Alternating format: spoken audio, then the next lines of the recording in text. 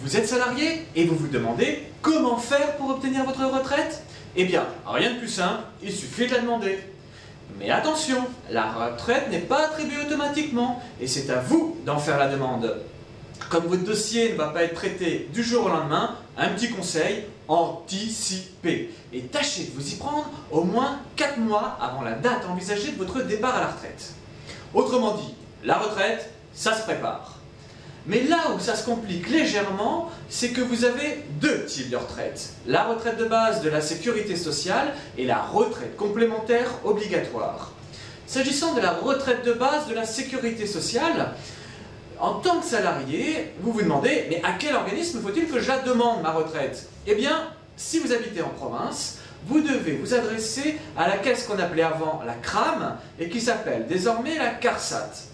Il existe toutefois 3 particularités.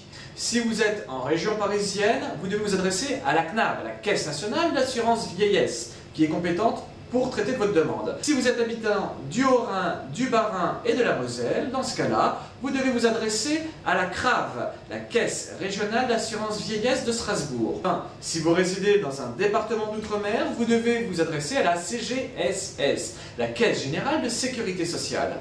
Alors, dès que vous aurez décidé du jour de départ à la retraite, vous devez vous procurer une demande de retraite personnelle. Alors qu'est-ce que c'est? Eh bien, ce dossier de demande de retraite personnelle, c'est un formulaire que vous pouvez télécharger sur Internet, sur le site de la CNAV. Il suffit de taper dans un moteur de recherche www.cnav.fr.